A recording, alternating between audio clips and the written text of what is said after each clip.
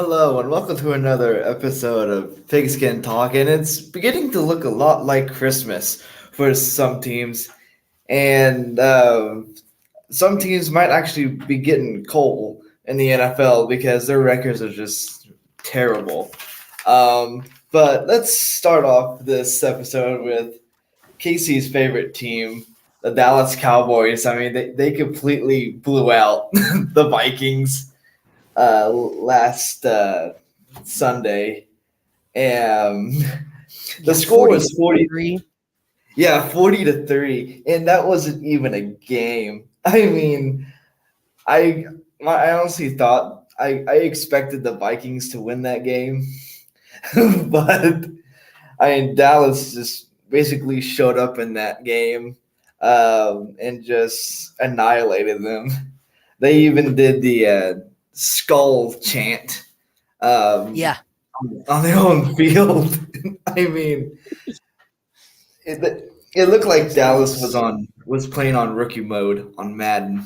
It was it it was did. I think you messaged me that during the game. You said this game is on rookie mode for Dallas because rookie mode is the easiest. yeah.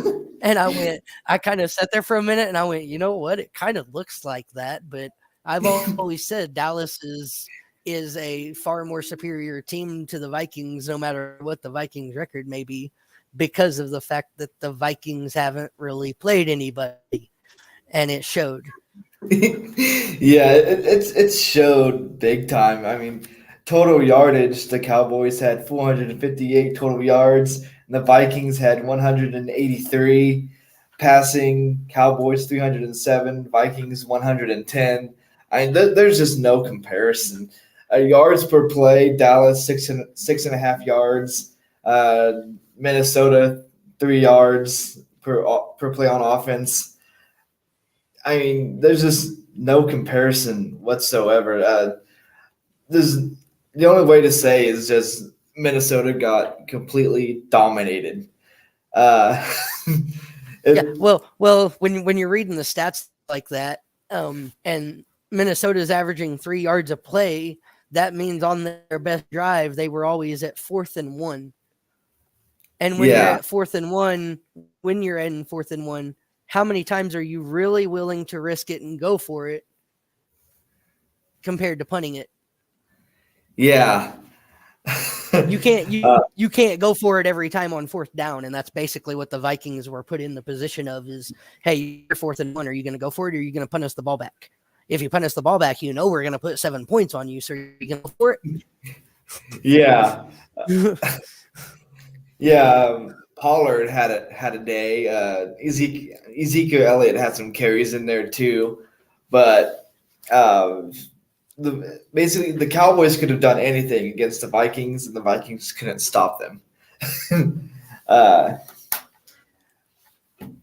yeah, I mean Yeah, and then the only time the game was close was when it was 3-0, and yeah, that yeah. yeah 3-0 for Minnesota, and then 7-3 for Dallas. That was the closest it ever got. yeah,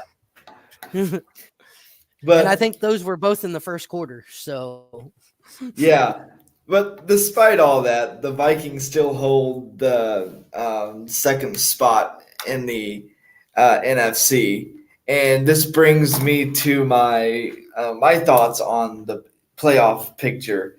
So in the AFC, this is what I think is going to be the outcome for the playoffs. I think the Bills will have the number one seed, the Chiefs the second seed, followed by the Dolphins, the Titans, the Ravens, the Bengals, and either the Patriots or the Jets with the seventh seed because uh, the rest of the NFL and the AFC, uh, all the other teams have 4-7 records.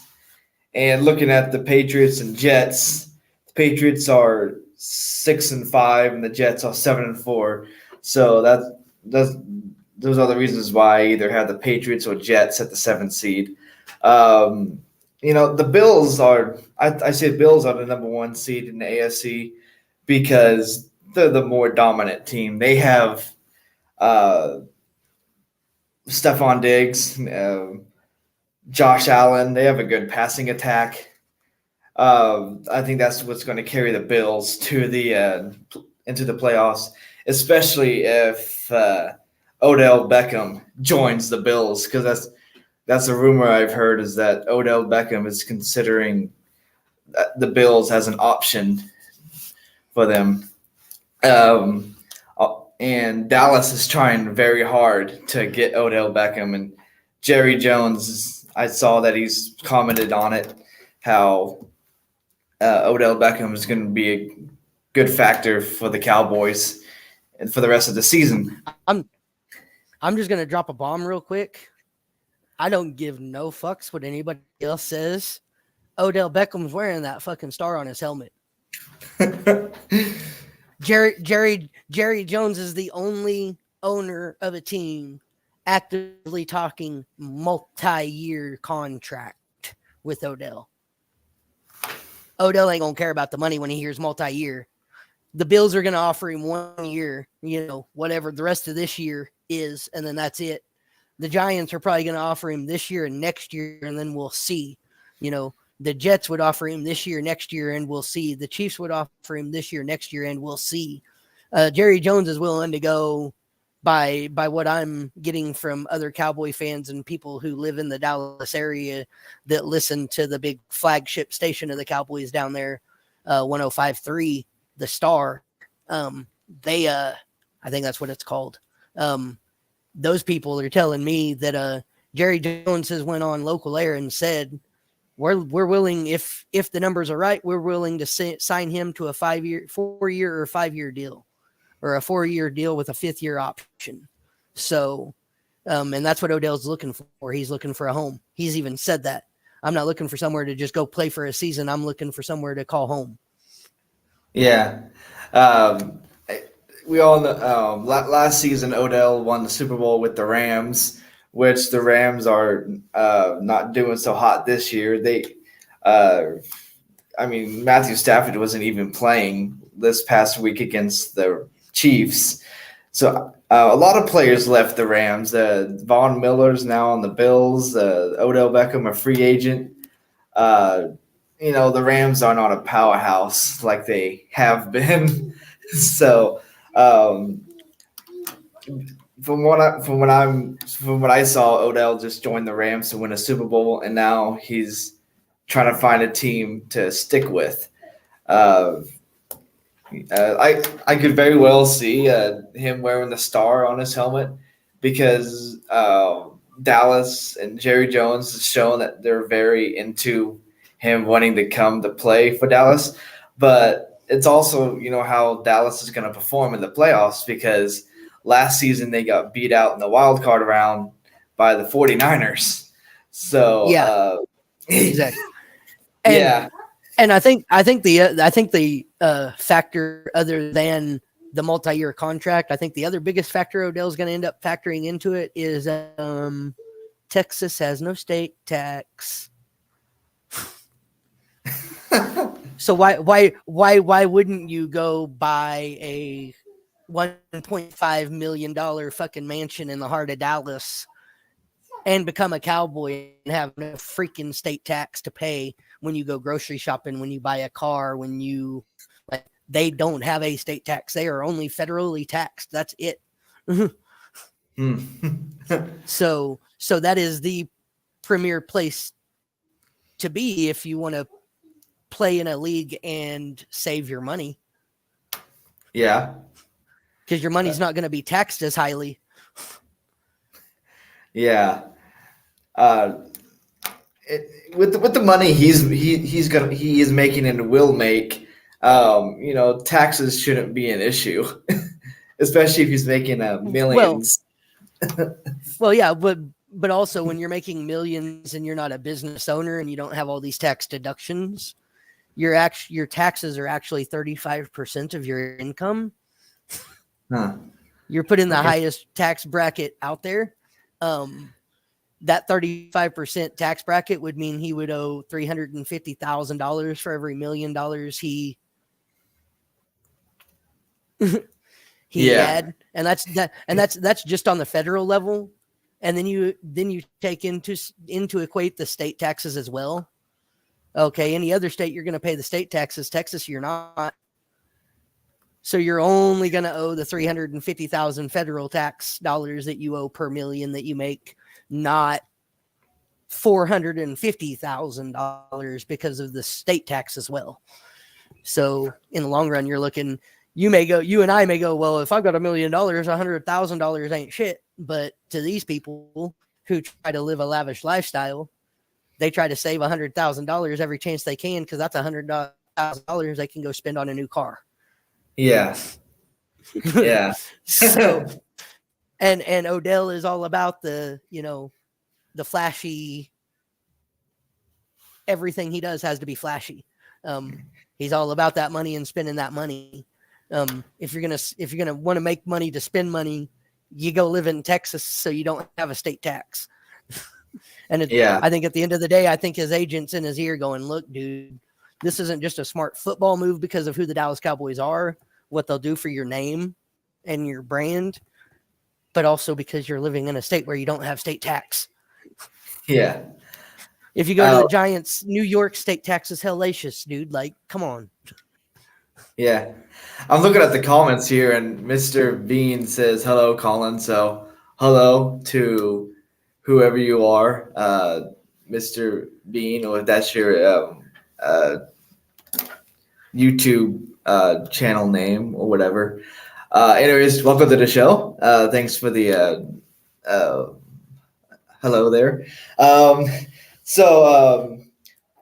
The NFC, I got the Eagles staying at the number 1 seed. I mean, they're 10-1. They beat the Packers on Sunday, which Aaron Rodgers left the game in the fourth quarter with hurt ribs. And let's be honest, the Packers season is over. They're 4-8. I was gonna say they beat who? Come on now, they beat who? Yeah. That's right. Why they're 10-1. They beat a team full of cheerleaders that can't catch a ball. Yeah. And a guy who needs to be walking with a cane who shouldn't even be playing football. So, I mean, he should have retired last season when he was, at least looked somewhat good. This season, he hasn't even. I'm talking Aaron Rodgers. Aaron Rodgers. I thought you were talking about Sue. With the Eagles. No. Aaron Rodgers should have retired last year when he looked somewhat decent. Like this year, he's like tanked. He doesn't have Devontae Adams for one. So that's a key factor. And the fact that Aaron Rodgers went on TV, this was so great. He goes on TV and they said, "So you're injured. Is this a time where you stepped aside and you set out for the remainder of the season so you can get to feeling better and get healthy and let Love step in and be quarterback? Or do you still go out there and do you still play?" And he goes, "Well, as long as we're not mathematically eliminated from the playoffs, I want to be out there and I want to play. And we're not mathematically eliminated. So I'm going to be out there and I'm going to play Sunday." Well, I mean, whose math are you looking at, buddy? He's probably looking at the. He's probably looking at pros. Yeah, go ahead. He's probably looking at the NFL website because on their playoff standings, there are a lot of teams they say are on the bubble, and they even have Houston on there, 9-1, right on the bubble. So I mean, we all know Houston's eliminated. It was broke down on. I want to say it was Speak this morning. Like 6:00 in the morning on ESPN. I think that's where they broke it down the best. They said, here's the remainder here's the Green Bay Packers schedule as it laid for the season. Okay. If they win against the Bears, which I think is who they're playing next, right? I believe. They've got the Bears, and I think they've got the Lions the next 2 games. Mm-hmm. But it was like, okay, if they beat the Bears, they're still not guaranteed to be even in a wild card spot, but they're still not mathematically eliminated yet.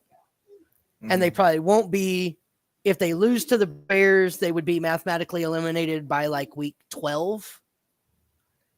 If they beat the Bears, it'd be week 13. If they beat the Lions or whoever that next opponent is, and I may be wrong on it because I was half asleep, they wouldn't be eliminated until week 14. If they won the next game, they could still mathematically be eliminated in week 15. Okay, if they won the fourth game, they'd be mathematically eliminated week 16. And even if they went 5-0, they probably still wouldn't make the playoffs because they would still be mathematically eliminated probably with the way games would turn out on week 17. Yeah. Even if they So went out. they wouldn't even make it to week 18. They can go 5-0 over their next 5 games, which they need to do. Yeah. Even And they if they still went will be out. mathematically eliminated. They would still be mathematically eliminated at 9-8 because that's the Yeah. best they can do. They would be mathematically eliminated at 9-8 at week 17. Yeah. And I think it's possible for the Bears to beat the Packers because the Packers is Yeah. I mean week 1, yeah, the Packers they look strong, but now it's like, all right, the Packers kind of stink. Everyone in the NFC North except the Vikings look terrible. So Right. Yeah. the Bears have a decent chance to beat the Packers. And And I mean, of course, these shows, you've always got to remember these shows, they break down the best possibility. So like if the Packers lose to the Bears and every other team that's supposed to win wins, and they even go on and beat Detroit and beat their next opponent, still by like week 12, as long as all them teams that are favored to win and are expected to win their games, the Packers would be mathematically eliminated. Like there's no way around that. If they win out and games play out right, they make it maybe to week 18 before they're finally mathematically eliminated. But shit would have to fall exactly right. And the way the guy put it, 9-8 this year is not making the playoffs. no. Um, No. honestly, 8-7 probably isn't making the playoffs. No. And you're right. Or 10-7. I mean, if you go 9-8, if you went 10-7, you're probably still not making the playoffs this year. Because there was another thing I saw on Facebook that broke it down that said, should the NFL just be called the National Football Conference? Because all 4 teams in the NFC East would be in the playoffs. And the only teams that would be left would be like Tampa Bay, the 49ers, and like one other team. And there's barely an AFC team there. Like, if the playoffs went off just the standings and the way things stood on standings, all 4 NFC East teams would be in the playoffs. Yeah. When was the last time a division of all 4 teams in a division were in the playoffs? I mean, when was the last time that happened? I mean, Right. 3. Like, that's. Yeah. I mean, And I was always under the impression that it was like only the top 2 or the top 3 could make a playoff anyway. Like the 4th team might make a wild card, but to see all four teams in the NFC East, like 2 of them teams are going to be wild card teams, and depending on what their wild card matchup is in the NFC, you could literally see week 2 of the playoffs have all 4 NFC teams in it. Yeah. All 4 NFC East teams. Yeah, that would be something to watch because those would honestly be good matchups because they know each other very well because they play each other twice a year. So that could be some very good football in the postseason. Yeah.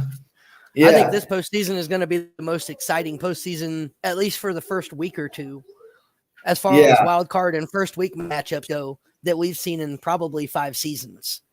Yeah, no doubt. Speaking of the NFC East, I got the Cowboys at the 3rd seed. I mean, because they're 8-3, they're on a 2-game win streak. They're going to have to get past the wild card round at some point in their team history. And then they're going to have to get past the Eagles because Eagles' only loss is to the Commanders. So Dallas has a decent shot. If they get Odell Beckham, they got more than a decent shot. So, yeah, got Dallas at the third seed. The 49ers at the fourth seed at 7-4. They're on a 4-game win streak. I think Christian McCaffrey is going to carry them a lot. Garoppolo is a decent quarterback. Not the greatest, not the worst, somewhere in between. And then I have Seattle going to be at the sixth seed at 6-5. They're on a 2-game losing streak, and I saw somewhere on ESPN. I think it was yesterday. They were talking about how the Buccaneers season and how Tom Brady's season is over. I don't really see that because it's Brady and his work ethic and how he gets teams to succeed. So I got the Buccaneers at the 7th seed. They're a 5-6 on a 1-game losing streak, and right now they're at the top of the NFC South. So, which the NFC South is probably the weakest NFC division. Yeah, I would think. Yeah, they most definitely are. I think the Falcons are right behind the Bucks for first place, but yeah, I think the Bucks are just going to barely squeeze in there, and then possibly get beat out in the first round of the playoffs, and then Brady's going to retire. So if he retires, I mean, who knows? He might play for another 4 years since he's divorced, but. I've also saw rumors about how he wants to go play for the 49ers before he retires because he was born and raised in California, and he liked the 49ers as a kid. I mean, right. I was just looking at the remainder of the Cowboys schedule. Mm-hmm. And what the Cowboys have done with their season.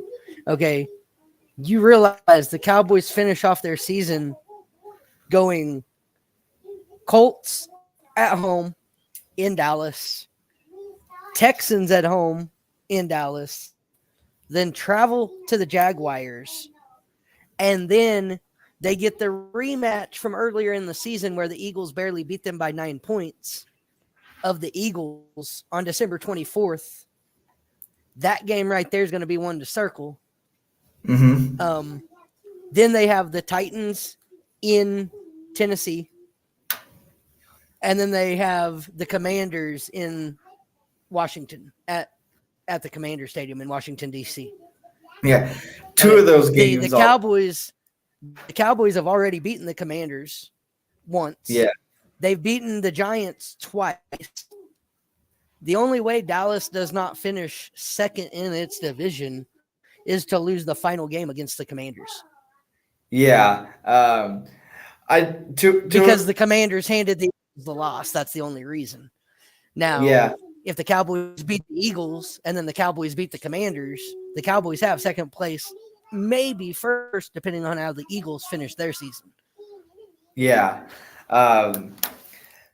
The Cowboys' remaining schedule sounds easy enough. I mean, they're going to annihilate the Texans. They're going to beat the Jaguars. The Colts. There's not going to be a next Sunday for Jeff Saturday after they play the Cowboys. Sorry, I had to go there. Yeah. I think Jeff Saturday is going to stay with the team until the season's over. Yeah, so do I. Yeah. I just had to go there. Yeah. He's gonna wish there wasn't a next Sunday for Saturday. Yeah.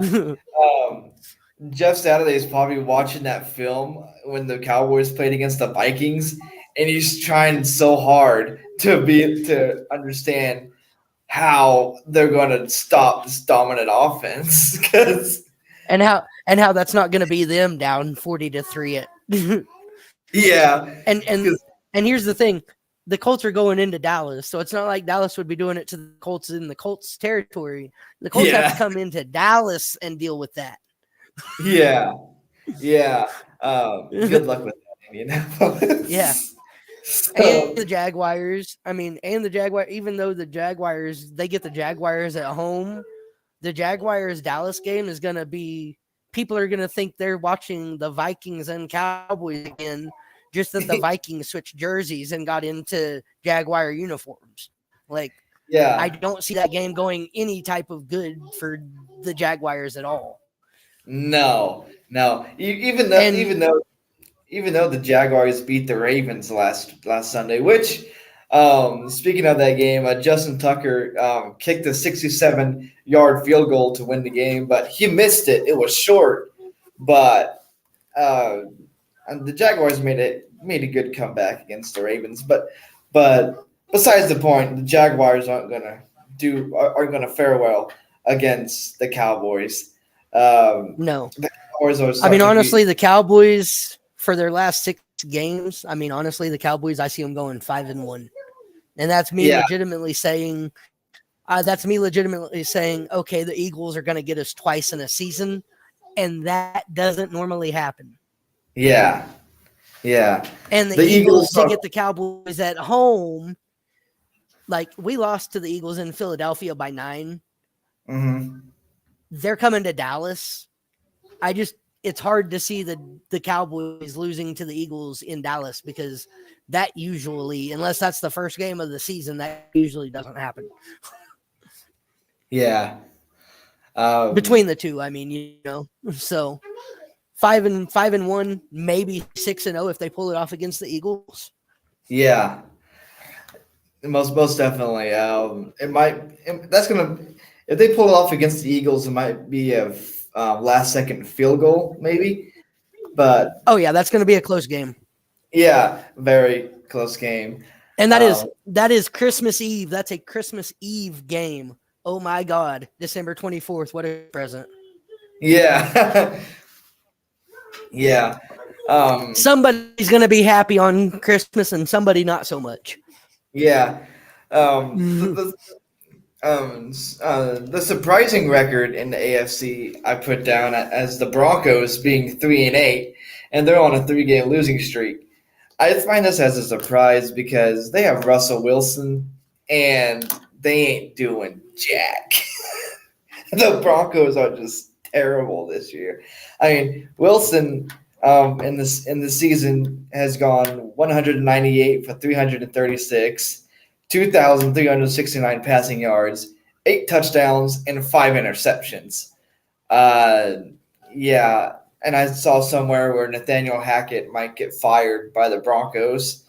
So I don't think it's a Russell Wilson problem. I think it's the coaching problem for Denver and how they need. I think they need a better O line, honestly, because Russell Wilson's a very good quarterback, and he hasn't played this bad, and maybe since his rookie year. But yeah, I also saw somewhere where Nathaniel Hackett um, said that all the other players on our team need to play good around Russell Wilson. So it sounds like he's blaming everyone else on the Broncos besides Russell Wilson. I mean, what a coach, right? Blaming everyone else except the quarterback. Right. Yeah. Makes no sense. Yeah. I mean, yes, this is Nathaniel Hackett's first season here, but uh, yeah, get a better O line, get a maybe another offensive coordinator, but I don't think it's Russell Wilson. I think it's the coaching and the O line. Uh, protect Russell Wilson, and he doesn't have 5 interceptions. You protect him, and he has more than 8 touchdowns. I mean, Russell Wilson has more bathrooms in his house than he does touchdowns. That's what a Bronco fan told me a few days ago. He says that Russell Wilson has 12 bathrooms in his house, and he has 8 touchdown passes. I found that funny. Also, Carson Wentz has more touchdown passes than Russell Wilson, and Wentz hasn't played since week 6. So something's going on in Denver that needs to change, and it needs to start with the head coach making a decision on either getting a new offensive coordinator or building that O line instead of wasting the money on. Well, they already wasted a lot of their money on Russell Wilson. He's guaranteed 242 million. Yeah, right. I just saw that too. It's like next year's dead cap space for Wilson is 107.2 million or something like that. And then in 2024, that dead cap space is like 98 million or something like that. And then in 25, it goes down to 46 million. And in 26, it goes down to like 39 million. Bronco Yeah. fans, buckle up. Bronco fans, buckle up. Because you're stuck with this punk that can't throw a football for at least the next 3 years. Because you're not getting rid of him at 107 million dead cap. You're not getting rid of him at 98 million dead cap. So you're going to wait until he's either at 46 or 48 million, whatever that was, in 25, or you're going to wait until he's at 38 or 39 in 26 before you Yeah. even twiddle with the idea of getting rid of him. And then even then, that big of a dead cap space, you're going to have to do some major trading and renegotiating of contracts to kill that dead cap space so that you can still build a team. Yeah. Um, So they right fucked themselves. Yeah. Right now, I think Seattle won that trade, trading Russell Wilson to the Broncos. Not that Wilson is a bad quarterback, but because Seattle's not thinking, well, he's playing so great, we should have tried to find some way to keep him. But because the AFC West is kind of like a movie everyone thought was going to be good, and then found out it was very terrible because everyone thought the AFC West was so stacked and going to be very competitive, but it's not what I expected at all. Right. The Broncos are terrible. I think.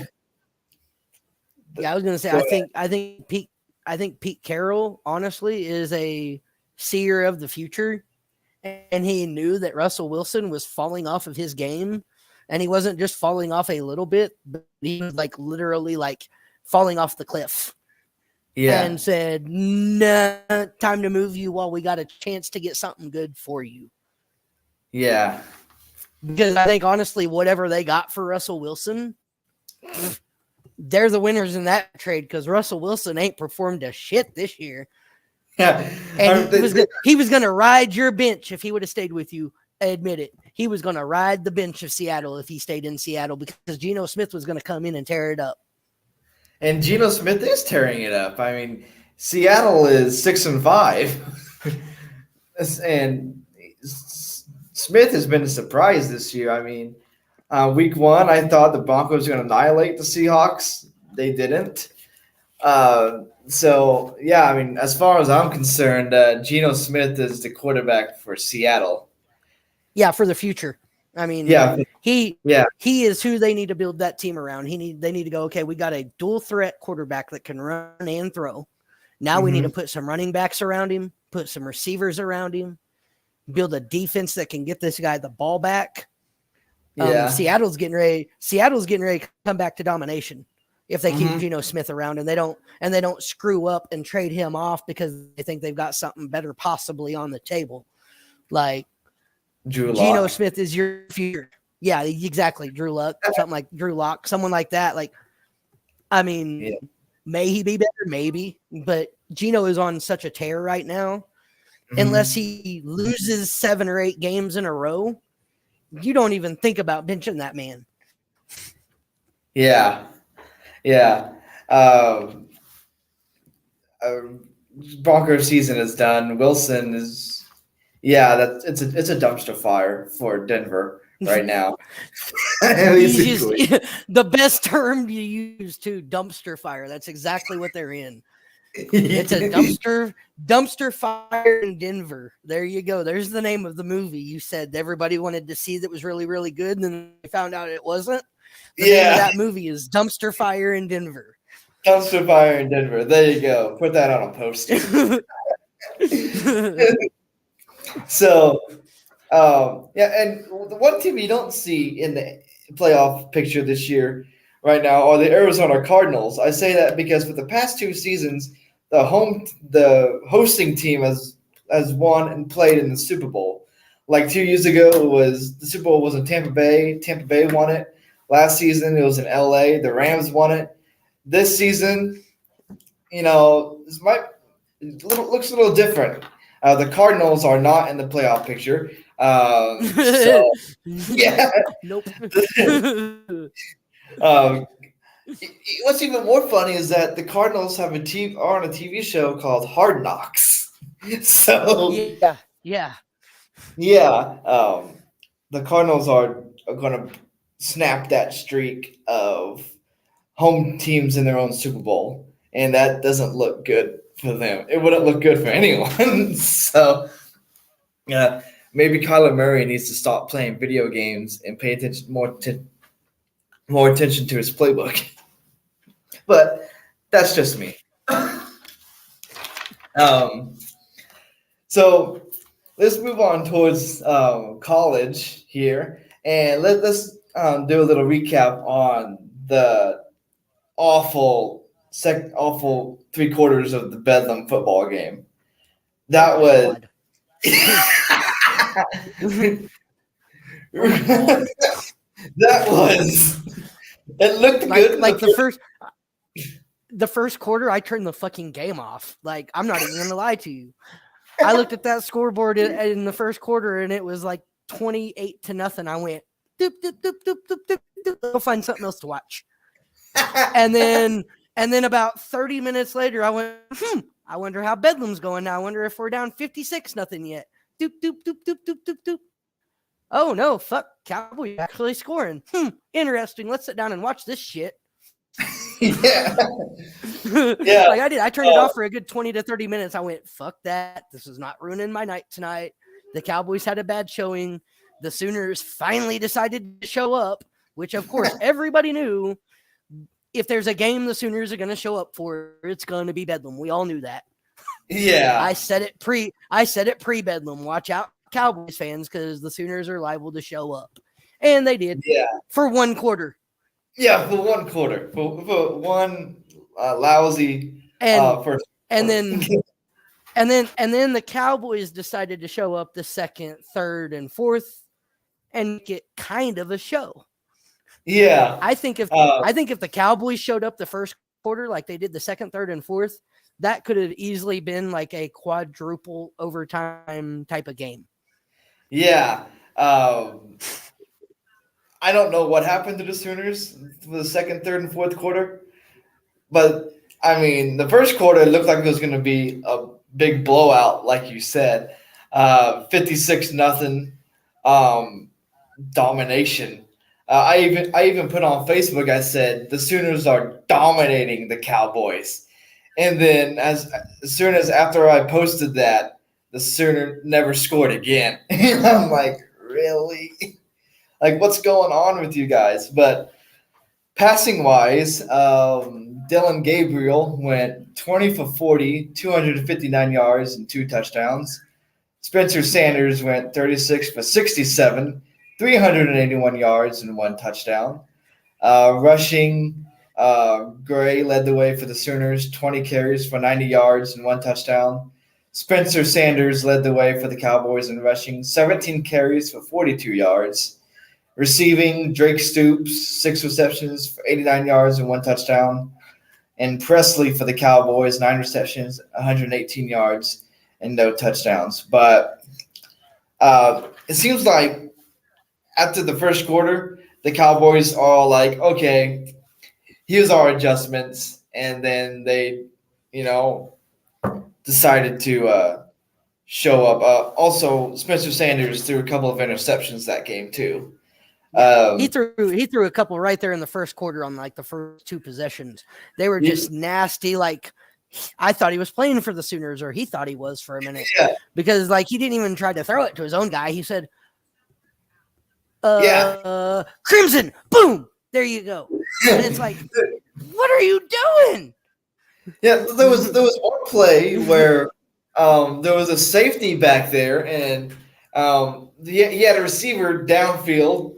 He tried to fire that ball, like lob it to his guy. The safety saw it, easily ran over to it and intercepted it. I mean, yeah. silly plays like that. Yep. But honestly, I think Spencer Sanders was the right move. I think if you start that game with Gundy or the other guy, Rangel, I think it's worse. I think it's a bobbled snap, a fumble, and into the end zone, 7-0.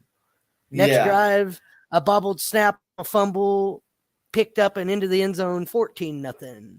And the next drive, it's an interception, return to the house, 21-0. And the next drive, it's another fumble into the house, 28-0.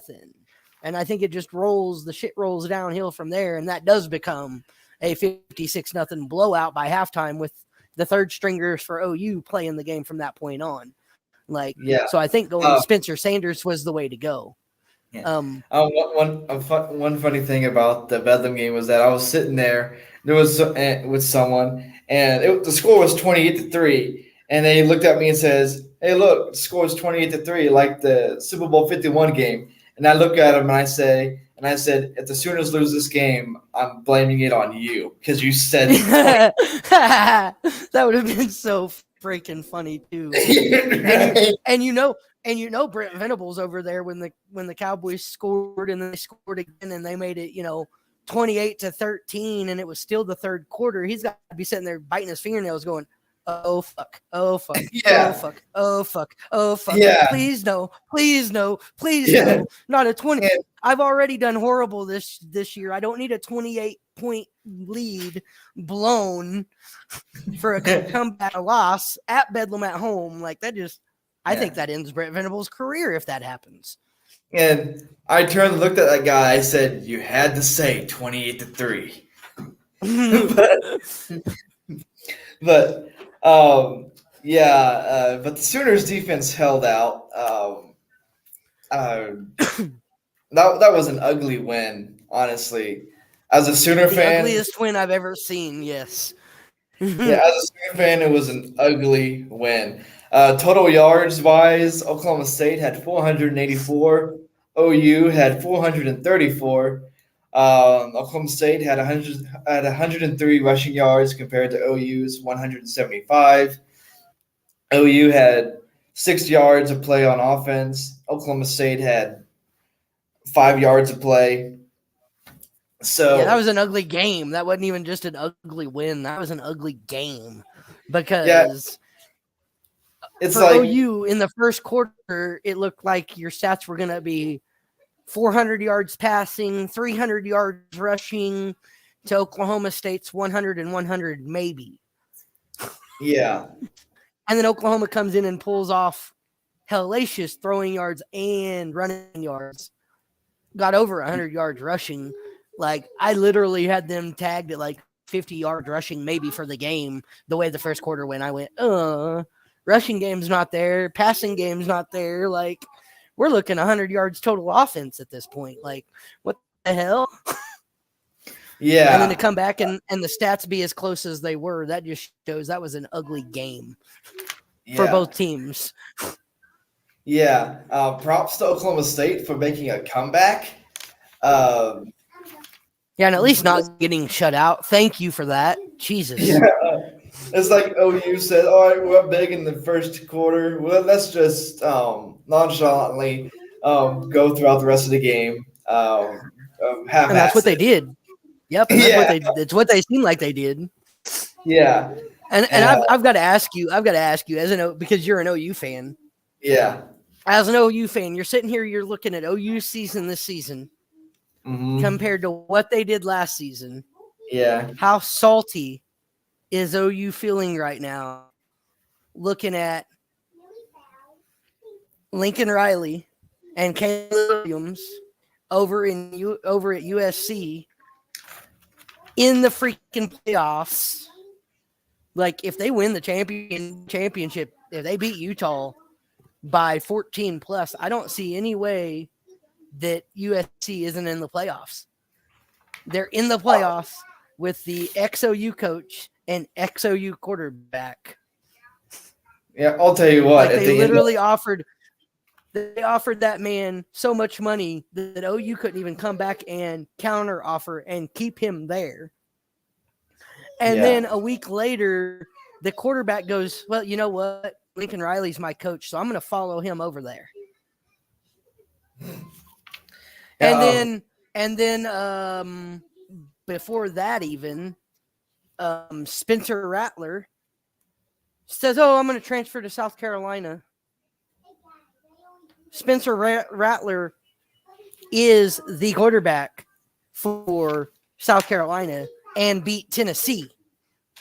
Yeah, it's funny you mentioned USC and South Carolina because I highlighted those games for this show. But I'll tell you what though, if USC gets into the playoffs and they beat Georgia, which I don't think is likely, but if they end up beating Georgia, I'm going to be even more ticked off at Lincoln Riley for leaving and taking our quarterback, because that means that Williams is no joke. I mean, he's a very good quarterback, but and here's my question.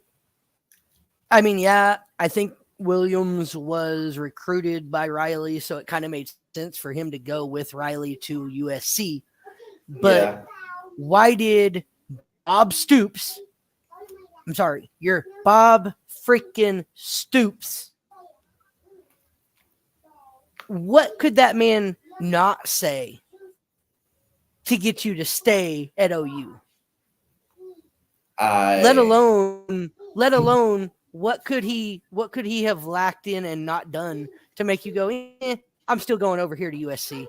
I'm still following Lincoln Riley to rebuild this team over here that wasn't very good the last 2 or 3 seasons. Like, Bob freaking Stoops, the legend, he sat down and he talked to Caleb Williams when Lincoln left. And he was like, look, dude, you're still a damn good quarterback. You're still, you can still be the quarterback of this team for the next 2 or 3 years or however long it is that you decide to be here. We got this and we got this and we got this, and you could do this and this and like, you're Bob freaking Stoops. You wouldn't have had to say much in my eyes, in my opinion, to get me to stay there. So what did you not do? Did you go, well, you were recruited by Lincoln and Lincoln left, so I think it's best that you go over there with him because OU is not going to like you. Why would OU not like Caleb Williams? He came in against Texas and basically stole Rattler's job. I mean, why would we not like him? Right.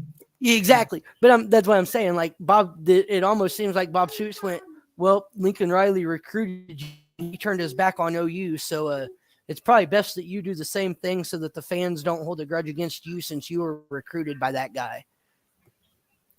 That would be the only thing you could do to make me leave you if Bob Stoops is talking to me and I'm an OU quarterback. Yeah. Or you didn't, or Bob Stoops didn't have a conversation with him at all to see where his head was at and just went, he'll make his decision, and didn't even try. Like, and then that's Bob Stoops' fault. That's why did Bob Stoops, as the interim coach, try to keep the best quarterback in college football at OU? Yeah, It almost, I mean, I'm throwing out scenarios, but it almost sounds like more realistically what happened is Bob Stoops threw his hands up and went, I'm not even going to try. That was Lincoln's guy. Like, Yeah. like Bob Stoops came in and went, well, he was recruited by Lincoln, so he's probably going to go with Lincoln Riley no matter what I say. So I'm not even going to talk to him. I'm not even going to try to make him realize he could win national championships here with OU, arm over fist, and they're getting ready to go play in a lot tougher league in the SEC. Like, you're getting ready to be a Heisman hopeful if you perform like you do in the Big 12 and the SEC. Like, come on, son, you need to stay here. Bob Stoops did. It seems like he didn't even do that. He didn't try. Yeah. Because Dylan Gabriel, I know Bob Stoops didn't go and say, look, Caleb, Dylan Gabriel's our future. You're going to be riding the bench next year. You know, Bob Stoops didn't say that. Bob Stoops probably looked at Dylan Gabriel and in all honesty went, he's the worst quarterback I've ever coached. Yeah. Speaking of USC, they beat UCLA that weekend of Bedlam, 48-45, and not only was Lincoln Riley coaching that game, but Alex Grinch is the defensive coordinator for USC, and this game, because I watched a little bit of that game too, it reminded me of how much of a Sooner defense USC play, because there was no defense whatsoever on both sides of the ball for both teams. Caleb Williams went 32 for 43, 470 yards and 2 touchdowns. And UCLA's quarterback, Thompson Robinson, went 23 for 38, 309 yards and 4 touchdowns. So, once again, Grinch's defense has been completely shattered. Total yards for both teams, USC had 649, UCLA had 513, and USC had averaged 8 yards per play on offense, and UCLA had 7 yards per play on offense. So, watching that game, it reminded me of how the Sooners were coached when Grinch and Lincoln was there at OU. But at the same time, I'm still watching that game like I hope this traitor loses to UCLA. But right. But I still don't see USC beating Georgia if the standings still hold up in the college football playoff. But now, who do you think is a better defensive coordinator? Because Alex Grinch used to be the defensive coordinator at OU. Yeah, do you think Alex Grinch? Do you think it's Alex Grinch, or do you think it's the current OU defensive coordinator in Ted Roof, who actually kind of shares those duties with Jay Vallee? Jay Vallee was the cornerback / co-defensive coordinator or co-coordinator for the defensive staff, but Ted Roof was hired as the head of the defensive coordinator. Yeah, that's a tough question, but I would think that Brent Venables would be more of a control on the defense for OU because he's the defensive guy and he's the head coach.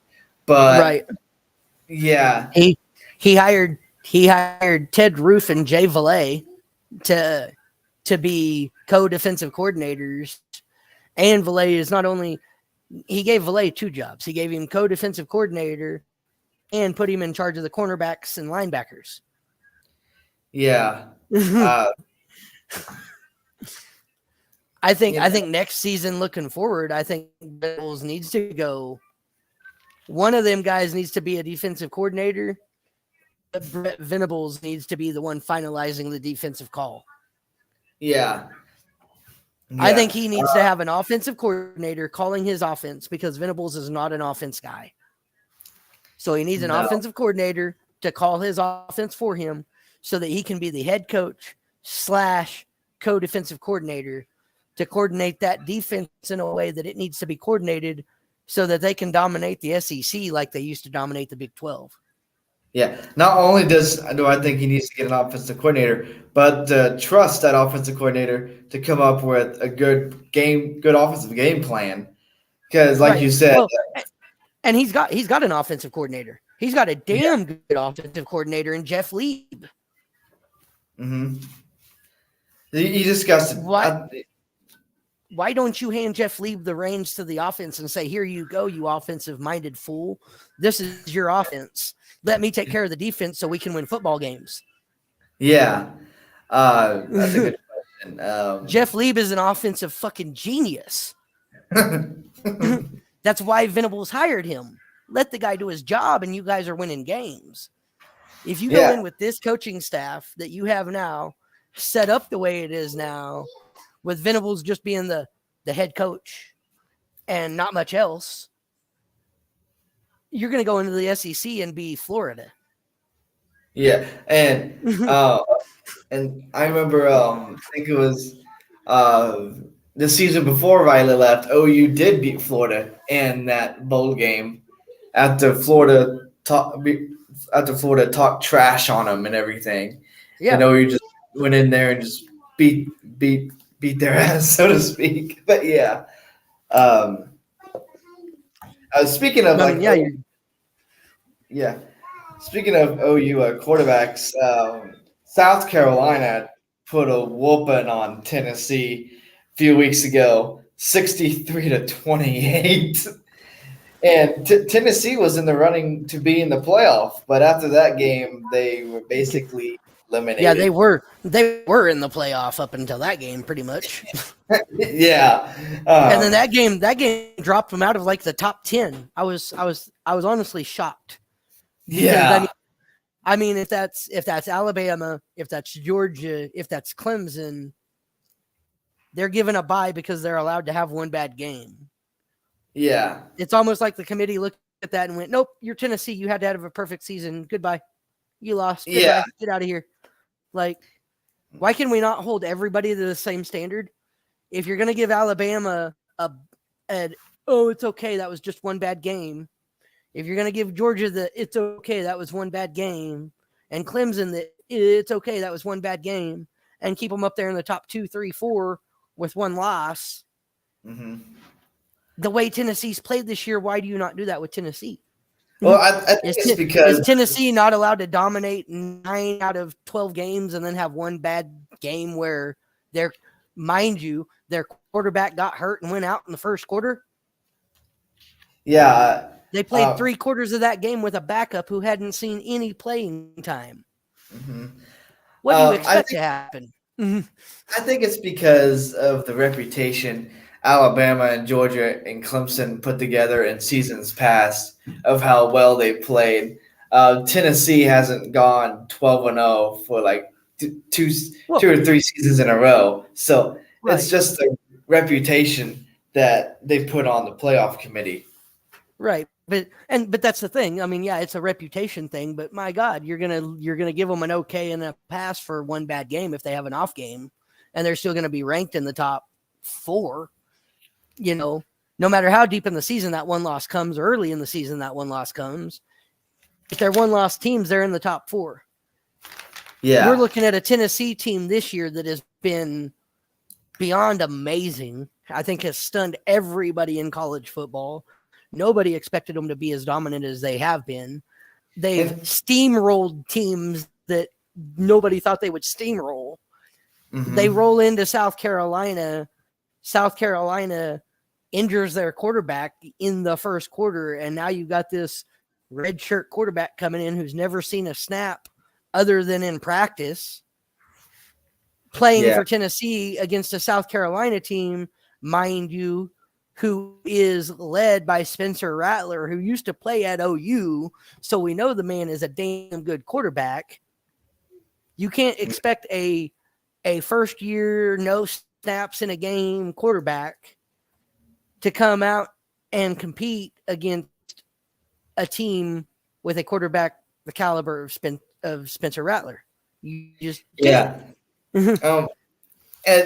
if you think about it this way, also Tennessee beat Alabama, and then Tennessee gets steamrolled by South Carolina. That just doesn't even look right. I Right. mean, Right. So why do you, and that's my thing. I understand dropping them a little bit because it was later in the season, yeah, but to drop them out of the top 10 and I think maybe even out of the top 15 for one loss. So you were a top team when you were undefeated, but now that you've lost one game and had one bad week, now you're like a 17 or 18th ranked team in the nation. That just makes no sense. You go from yeah, 4 to 18 because you had a bad week. I mean, hell, look at OSU. They went from like 9th to 22nd for 3 bad weeks yeah, and never dropped out of the top 25. Barely dropped 15 spots. Tennessee loses one game and they dropped. I don't even know where they're at in the rankings. Like, I didn't see them in the top 10. I was shocked. They might be in yeah, the top 15, but they literally dropped 10 to 12 spots. It's like for one loss. yeah. And it's not like South Carolina doesn't have a record either. Their record is decent. It's not like Mhm. it's not like they're 1 win or 2 wins or 3-win team. They've got 4 or 5 wins under their belt. They're sitting there flirting with bowl eligibility if they're not bowl eligible. Yeah. Going back to the bowl games, I don't know what kind of bowl game OU is going to get, but it's going to be one of those lousy bowl games, I would think, because OU's record is 6-6 overall. It's not going to be a New Year's Six. Let's just say that right now. It's not going to be a New Year's Six bowl. Here's what I saw and what I heard watching ESPN and reading some articles. It looks like the predictions are the Alamo Bowl, instead of taking a Texas team like they normally do, would end up taking OU. And it would end up being, I was trying to think of who it was. It was a hellacious fucking matchup. A matchup everybody wanted to see, and I can't even remember it now. But it was predicted to be OU, maybe OU and Arkansas or something like that in the Alamo Bowl. I was like, dude. Yeah. And that would be a good test for OU because Arkansas is an SEC team and OU's going into the SEC. So, right. But some of those players might not play in that bowl game because they don't want to risk getting injured and they want to declare for the draft. So, yeah, returning players, it might be meaningful. It will probably be meaningful to them, but for a lousy bowl game like the Alamo Bowl, like last season, some players are just not going to play because they don't want to get injured and declare for the NFL draft, which I think is kind of stupid because you're leaving your team to declare for now something. I actually just looked. Now they are saying it'll be the December 28th Texas Bowl, Oklahoma versus Missouri. And that's who they were saying was going to be in the Alamo Bowl. Now it's going to be the Texas Bowl, Oklahoma, Missouri. There you go. There's an old rivalry renewed for the fucking SEC. The Big 12, old Big 12 matchup, Oklahoma and Missouri. Yeah. Yeah. And they're looking now they're looking at the Liberty Bowl on December 28th being, get this, Oklahoma State and Arkansas.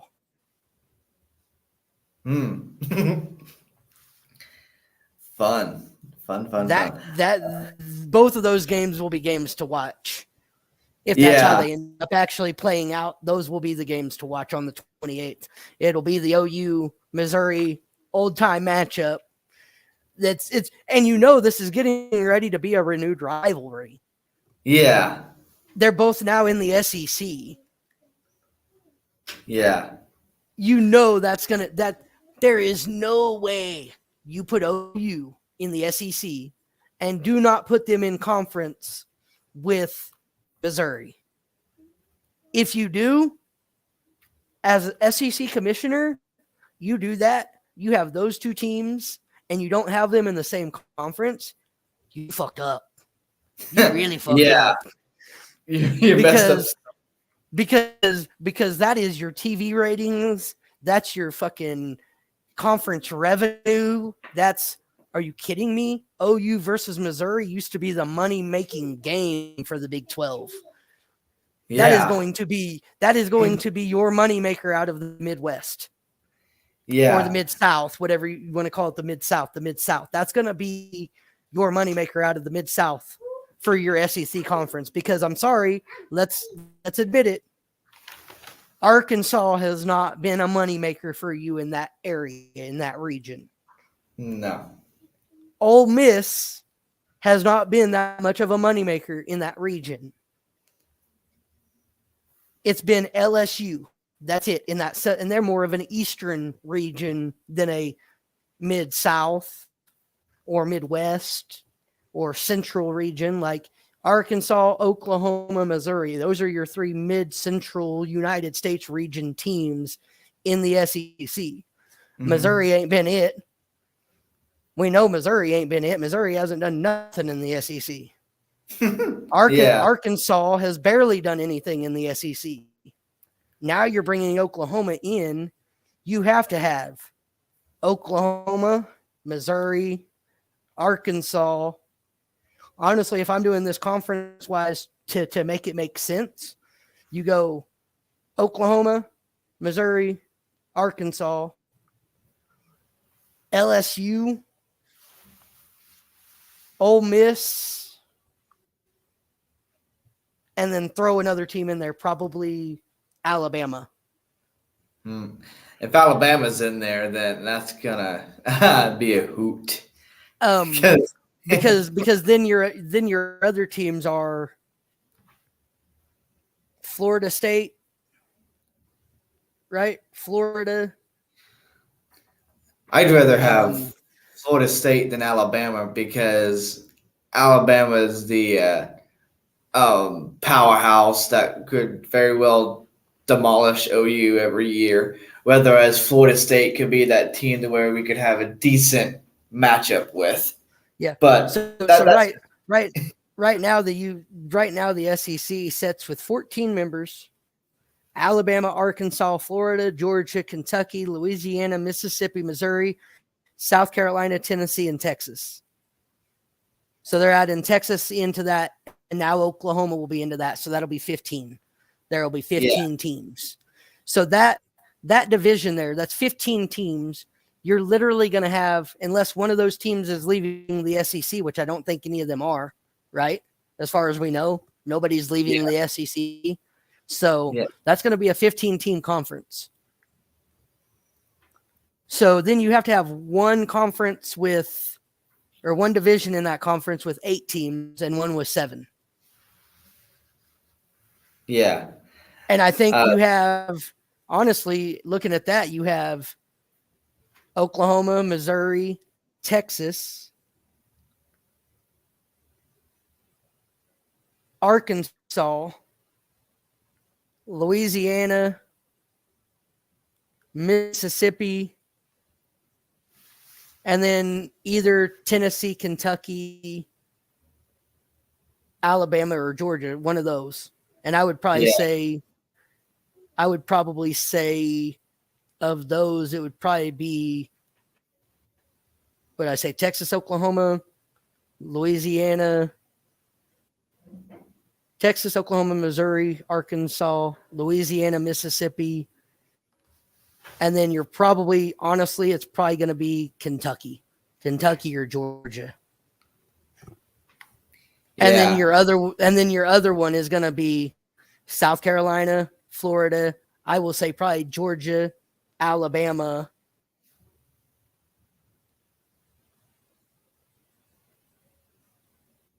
and the rest of them. I mean, those are going to be the best ways to set them up. You're going to have Alabama, Florida, Georgia, South Carolina, Tennessee,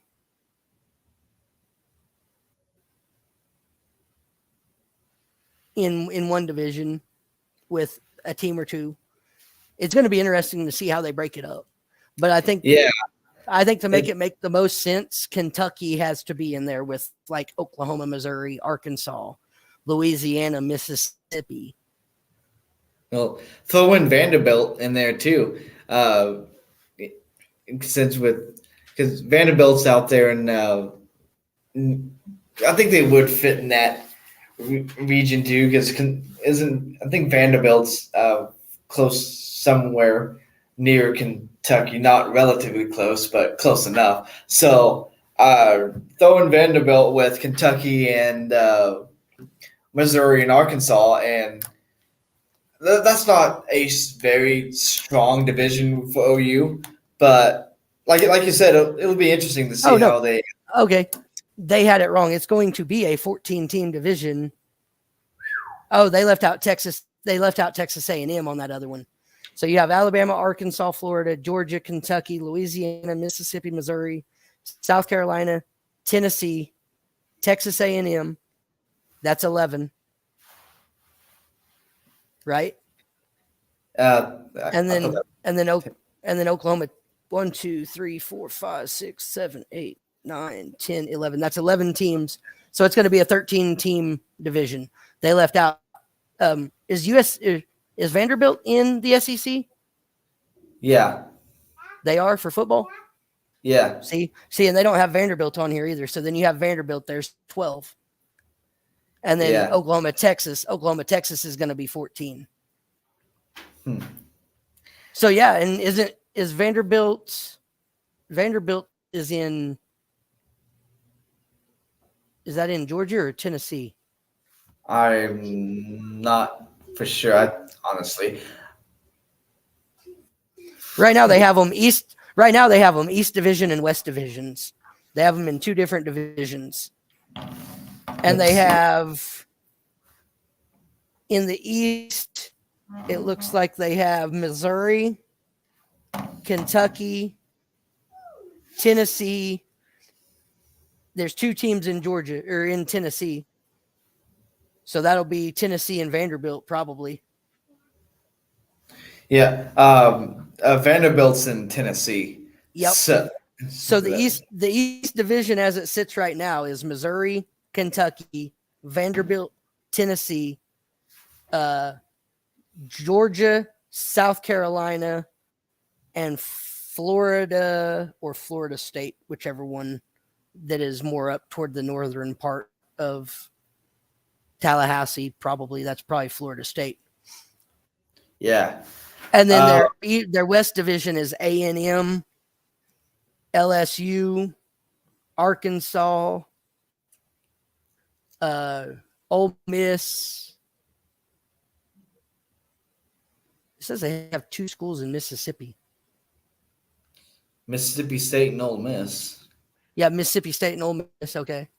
Yeah. And then 2 states or 2 in Georgia and Georgia Tech. So yeah, there's several schools there that they didn't have on that list. If I could find a real list, we could break that down and figure out which way to make that conference look the best. But I think the way they have it now, Oklahoma and Texas get shoved into that East Division or that West Division.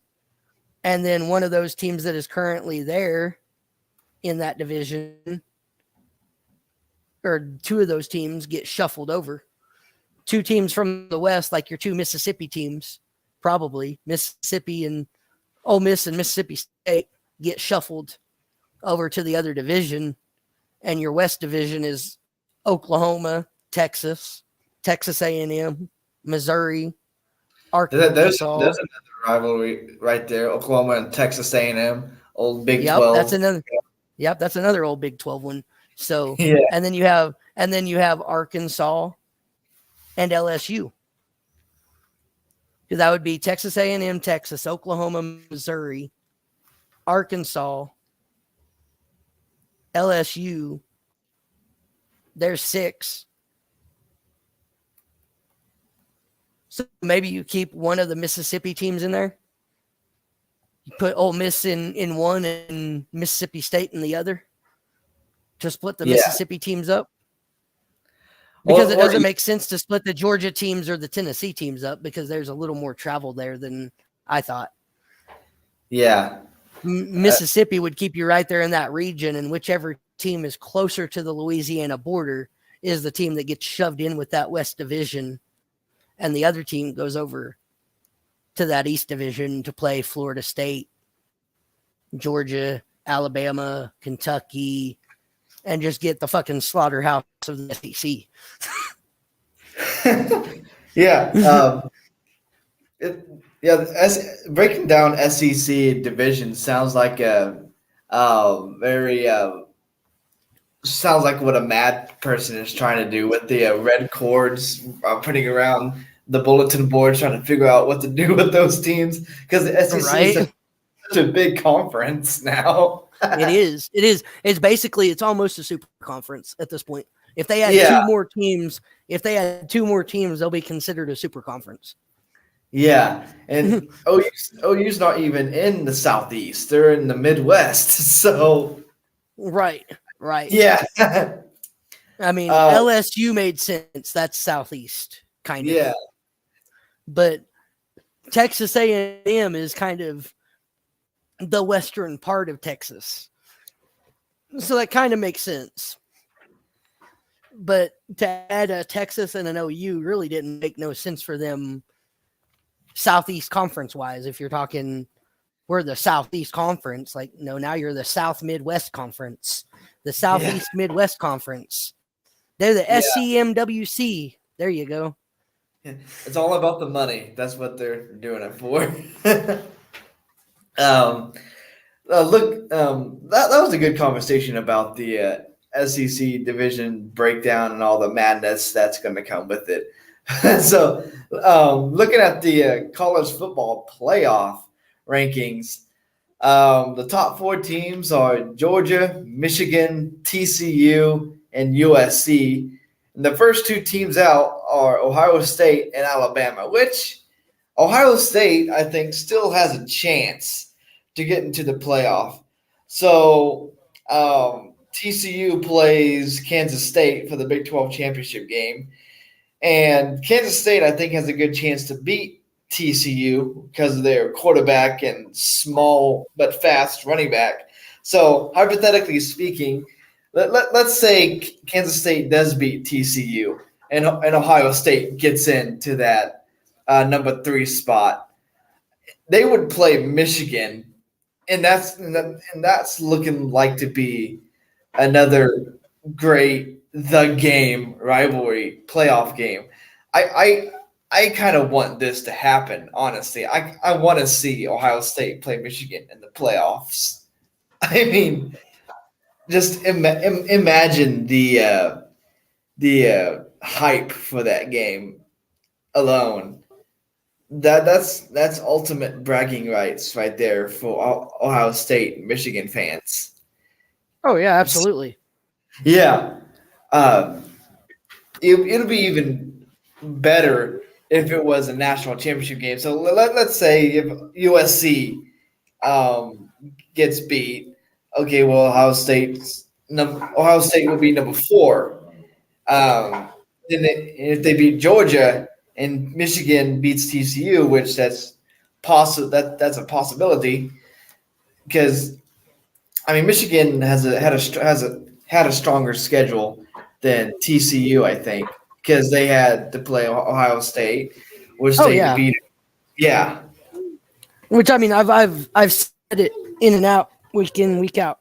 I don't honestly believe that when the final playoff rankings come out, TCU, even undefeated, unless they just blow Kansas out by like 21 points, Kansas State out by 21 points in the championship on Saturday, Big 12 championship on Saturday.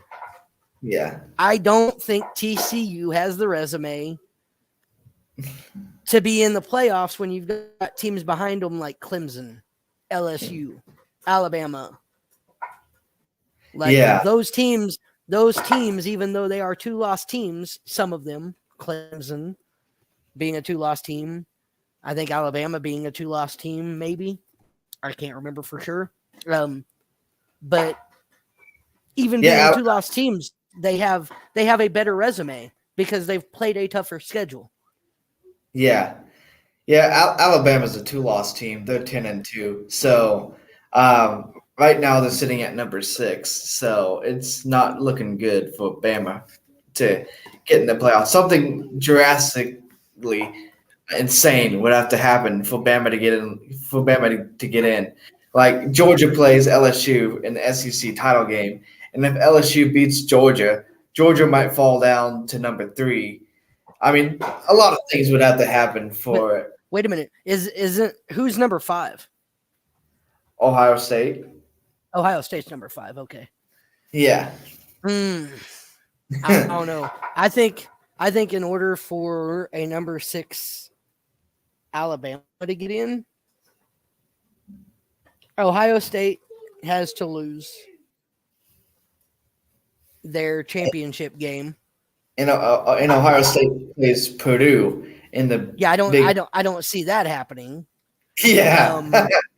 Okay, if Georgia loses, they fall to maybe a number 3 if they lose to LSU.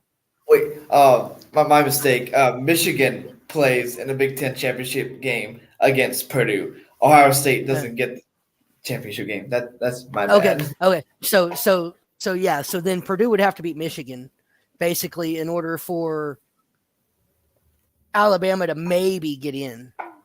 Because if Purdue beats Michigan, then Michigan probably falls out. Mm-hmm.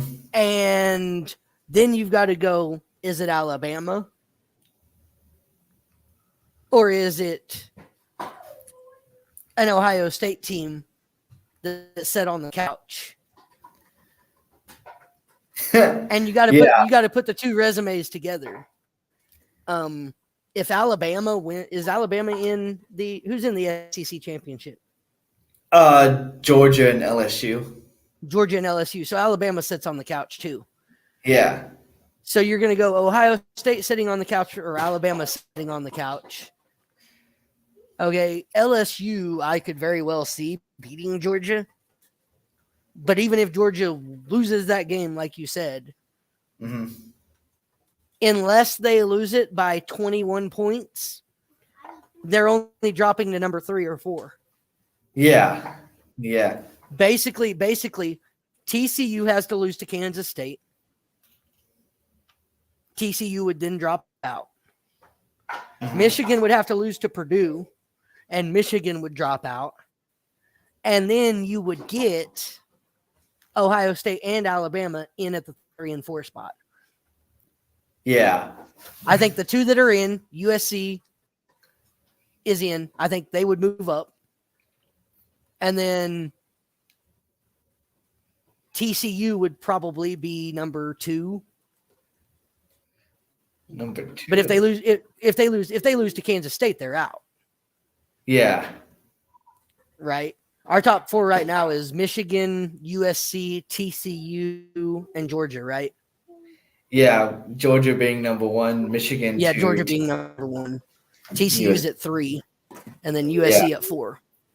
Yeah. So honestly, best case scenario is TCU loses and Georgia or TCU loses and USC loses. Yeah. TCU would have to lose to Kansas State, and then USC would have to lose to Utah. Mm-hmm. And then you would get Alabama and Ohio State in at 3 and 4. Yeah. Georgia would be number 1. Michigan would be number 2. Those two would not change. And then your best 2 cases of a loss is TCU losing to Kansas State and USC losing to Utah. Because Michigan doesn't lose to Purdue unless Michigan brings the cheerleaders and suits them up. Yeah. And Georgia might lose to LSU. But again, I think even if they get blown out by 21 points, they drop to number 4. They literally have to lose by more than 21, I think, for Georgia to even be looked at falling out of the top 4. I think Georgia's pretty much a lock, win or lose. Yeah. Unless it's a horrible showing like a 63-28. Like Tennessee fell to South Carolina. Yeah. Uh, or even more than that. Even like it would have to be a 30 or 40 point loss for Georgia for the committee that respects Georgia as much as they do to go, okay, Georgia, you don't deserve to be in the playoffs anymore because you lost your championship game. They would have to blow that game by like 40 points. yeah, yeah. So if you're Ohio State and you're Alabama, you're honestly hoping TCU loses and USC loses.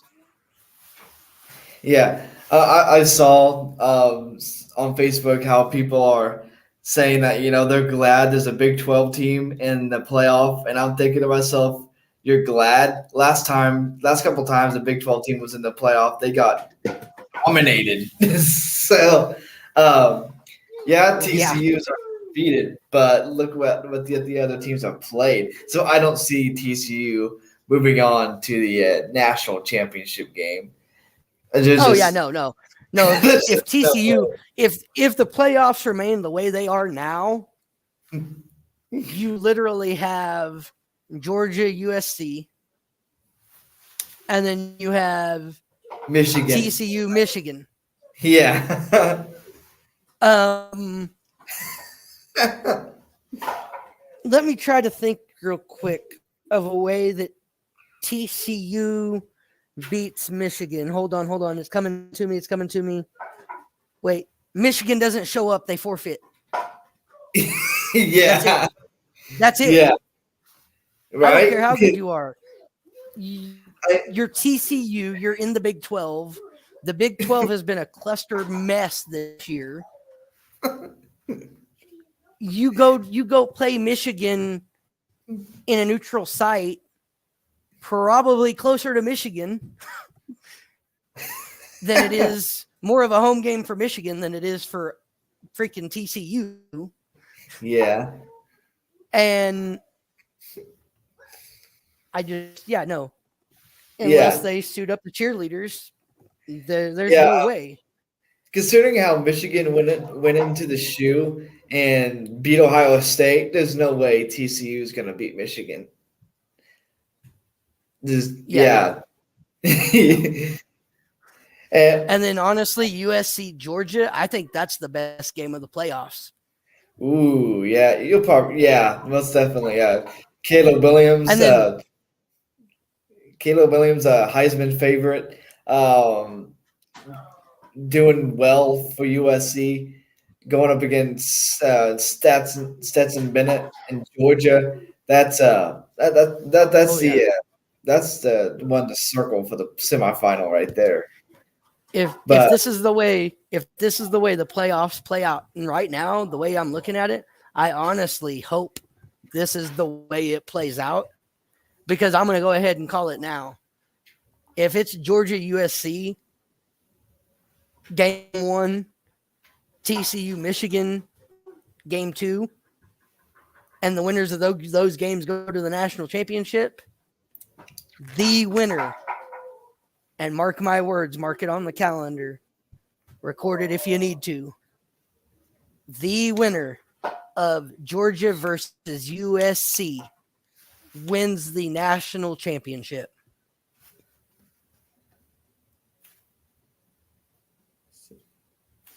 All right. That's my prediction because I don't see either of them other two teams, Michigan or TCU, being able to compete with the likes of a Georgia offense and defense or a USC offense and defense that has been out freaking standing. Yeah, no doubt. I agree with you right there because Georgia and USC's offense have been spot on, terrific. Yeah, it might be a quarterback show in that game. So yeah, championship. Yeah, it's gonna be a good playoff season. So we'll see how it goes. That's all that I have for this week. It was a breakdown of most of the major games in the playoff rankings. I know you're busy today, Casey, doing whatever you need to do. Hey, let me No, let me go back to this real quick before you end the show, because I yeah, had this during the NFL, but then we just kind of switched over. Okay, we yeah, said Dumpster Fire in Denver. That's the name of the movie everybody wants to see. They think it's really good, and then they go yeah, see it and they realize it's really freaking horrible. All right, yeah. Dumpster Fire in Denver. The story of how they trade for a quarterback who ends up being worthless and costs them not one season but the next 5 as well. Yeah, yeah. Uh, The Great, right story there. of how one quarterback ruins a team. Yeah. Oh, the story of how one coaching staff screws a quarterback up. Yeah. But but yeah. Thanks everyone for watching this week's edition of Pigskin Talk. Hopefully, I'm going to get back on track next Thursday at 4 o'clock. So be looking for that. So until next time, until next time, you don't just talk, you pigskin talk. Thanks for watching.